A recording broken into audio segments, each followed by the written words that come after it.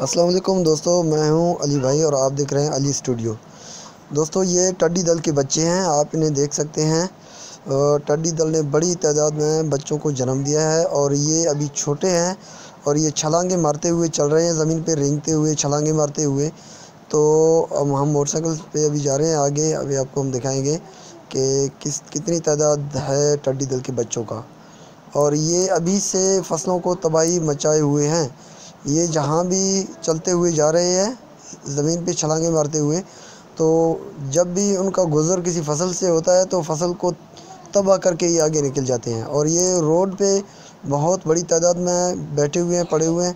اگر یہ motor cycle یا کسی گاڑی کے نیچے آ کے مر جاتے ہیں تو یہ جو بچے ہوئے باقی ٹڈی دل کے بچے ہیں تو وہ ان کی لاش کو کھا جاتے ہیں۔ یہ کسی چیز کو بھی چھوڑنے کو تیار نہیں۔ یہ تو اللہ تعالیٰ کا لاکھ لاکھ شکر ہے کہ ابھی انسانوں کو کھانے کا حکم انہیں نہیں ہے۔ اگر انسانوں کو کھانے پہ آ جائیں تو ہماری بھی ہڈیاں نوچ کے لے جائیں۔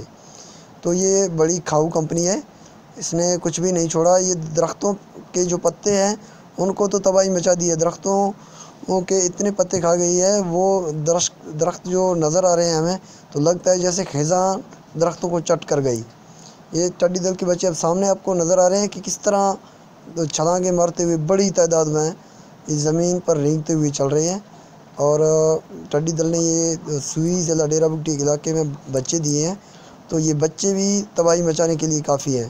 لگتا ہے کہ یہ کئی سالوں تک ٹڈی دل یہاں سے ختم ہونے والا نہیں ہے۔